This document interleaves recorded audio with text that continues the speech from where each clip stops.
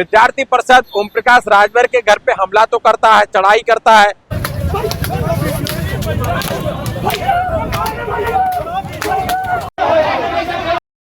देखिए, इसमें हम मौजूद हैं ओम प्रकाश राजभर के आवास पर, जो सरकारी बंगला है इनका 20 नंबर गौतमपल्ली पर।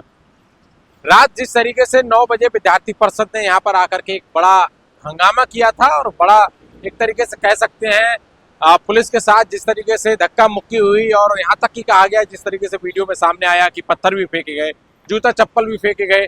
और एक बात देखी गई, जिस तरीके से पूरा मामला रामस्वरूप यूनिवर्सिटी को लेकर के है। वहां पर कहा जा रहा है कि जो LLB की मान्यता है वो नहीं है।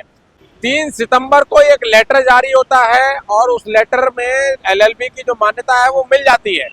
मतलब 2 सितंबर के लिए बड़ा हंगामा होता है, 1 सितंबर को बड़ा हंगामा होता है रामस्वरूप यूनिवर्सिटी के बाहर, जहां ABVP के छात्रों पर बड़ी लाठियां बरसाई जाती हैं। तो ये एक बहुत बड़ा ये सवाल है कि जो भारतीय जनता पार्टी का ये संगठन है, RSS का जो छात्र संगठन है, उस पर उसी की सरकार में बड़ी लाठियां बरसाई जाती हैं। यहाँ तक कि कई छात्रों पर ऐसा देखा गया कि उनके पैर में फ्रैक्चर आया, सर में चोट आई और बहुत सारी चोटें लगी। यहाँ तक कि उसमें जो है कई सारी बालिकाएं भी थीं जिसको चोटें लगी, जो है महिला नेत्री भी थीं जो विद्यार्थी परिषद की थीं। बहुत लाठियां बरसाई गई। क्या कर रहे हो? एक तरीके से जो विजुअल सामने आए, जो फोटोज और वीडियोस सामने आए, उनको देखा जा सकता है कि किस तरीके से विद्यार्थी परिषद के छात्र नेताओं पर पुलिस लाठियां भांज रही है। अब उस लाठियां भांजने के बाद में परसों उन्होंने विद्यार्थी परिषद के कार्यकर्ताओं ने केसर बाग पे एक गाड़ी के साथ तोड़फोड़ की, जो कि आपने वीडियो में देखा होगा, हम दिखाएंगे भी।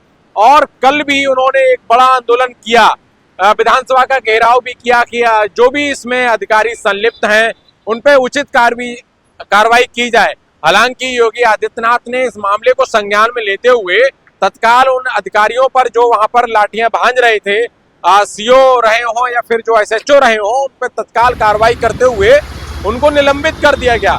लेकिन अब सवाल यही उठता है कि अभी विद्यार्थी परिषद रात जब कल एक बयान ओम प्रकाश राजभर का सामने आया था, हालांकि जैसा कहा गया कि उन्होंने विद्यार्थी परिषद के जो कार्यकर्ता या नेता थे उनके लिए गुंडा कहा है, तो उसी को लेकर के विद्यार्थी परिषद के तमाम कार्यकर्ता ओम प्रकाश राजभर के आवास पर रात 9 बजे बोले तो 3 सितंबर के लिए यहाँ पर जुटे थे और उनके घर के ऊपर चढ़ने का प्रयास किया गया, गेट पे चढ़ने का प्रयास किया गया। तमाम कार्यकर्ताओं को, नेताओं को देखा जा सकता है।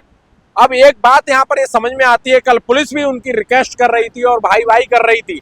अब पुलिस ने भी कहीं ना कहीं अब रिक्वेस्ट करते हुए उन कार्यकर्ताओं को जिस तरीके से नेताओं को राह समझाने का प्रयास किया, जो वीडियो आई सामने, हालांकि कई लोगों का आरोप है कि पत्थर भी फेंके गए, जूता चप्पल भी फेंके गए, तो ये तमाम आरोप हैं। आज विद्यार्थी परिषद के अंकित शुक्ल ने प्रेस कॉन्फ्रेंस करके बताया कि अगर ओम प्रकाश राजभर पे कार्रवाई नहीं होती है या फिर जो भी उसमें अधिकारी संलिप्त हैं उसकी जांच नहीं होती है, उसमें कार्रवाई नहीं होती है, तो हम एक बड़े आंदोलन के लिए बाध्य होंगे प्रदेश में। अभी उन्होंने उत्तर प्रदेश में सिर्फ लखनऊ में, राजधानी में प्रोटेस्ट किया है।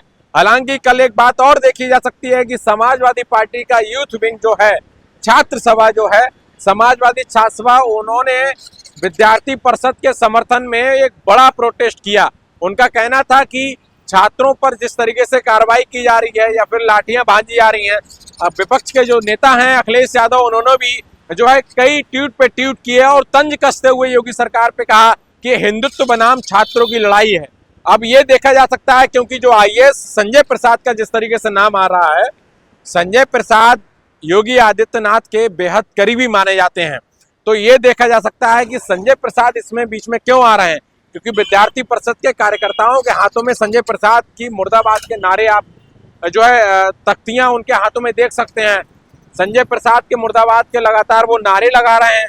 तो ये जो बीच की लड़ाई है, अखिलेश यादव भी लगातार इस बात को कहते आ रहे हैं कि ये लड़ाई जो है वो कहाँ तक है और इसमें छात्रों को घसीटा जा रहा है। छात्र मतलब विद्यार्थी परिषद का जो छात्र विंग है उसको लगातार लाठियों से जिस तरीके से भांजा गया उसी की सरकार में, तो तमाम लोग अब इस बात की कयास लगा रहे हैं कि आगे क्या होगा, क्या आगे कोई बड़ी कार्रवाई होगी, क्योंकि विद्यार्थी परिषद लगातार ये कह रहा है कि अगर कोई बड़ी कार्रवाई नहीं होती है, अब ओम प्रकाश राजभर ने बीच में ला करके इसमें मामला तूल पकड़ लिया है, तो अब ये देखा जा सकता है कि इस मामले की जो लड़ाई है, कहीं इसको डाइवर्ट करने का प्रयास तो नहीं किया जा रहा है। ये तमाम जो चीजें हैं कि विद्यार्थी परिषद ओम प्रकाश राजभर के घर पे हमला तो करता है, चढ़ाई करता है और एक तरीके से कूदने का, आवास पे चढ़ने का प्रयास करता है। आज यहाँ देख सकते हैं एक बड़ी बैरिकेडिंग लगाई गई है, पीएसी यहाँ तैनात कर दी गई है। इधर भी देख सकते हैं एक लंबी बैरिकेडिंग है, पुलिस वाले भी यहाँ तमाम जो है भारी संख्या में यहाँ मौजूद है। रामस्वरूप यूनिवर्सिटी के जो मालिक हैं वो IIT किए हुए हैं कानपुर से, दोनों पति पत्नी। अब उनके पक्ष में भी लोग बयान देने लगे हैं कि वो ऐसा कैसे कर सकते हैं, उन्होंने कभी छात्रों के साथ खिलवाड़ नहीं किया है। हालांकि मान्यता तो कल मिली गई है। अब विद्यार्थी परिषद का ये भी आरोप है कि जब ये आंदोलन हुआ और जब ये शिकायत की गई, विद्यार्थी परिषद के जो नेता थे उन्होंने इस बात की आवाज उठाई, तभी मान्यता एक दिन में क्यों दे दी गई। अब जो उसके चेयरमैन है उनका भी एक बयान सामने आया है कि हमने पहले से इसकी अपील की थी, पहले से पत्र डाला हुआ था और मान्यता हमको मिलने वाली थी जब तक ये सब कुछ हो गया। इसमें कई पहलू सामने आ रहे हैं कि योगी आदित्यनाथ की जो पुलिस है उसने लाठियां बरसाई और कल उस पुलिस को हमने देख सकते हैं कि जब वो ओम प्रकाश राजभर के आवास पे हमला करने आई थी तो पुलिस अपने हाथों को बांध रखी थी और वो किसी तरीके से, क्योंकि वो उनको पता है कि अगर हम हमला करेंगे तो हम भी निलंबित हो जाएंगे।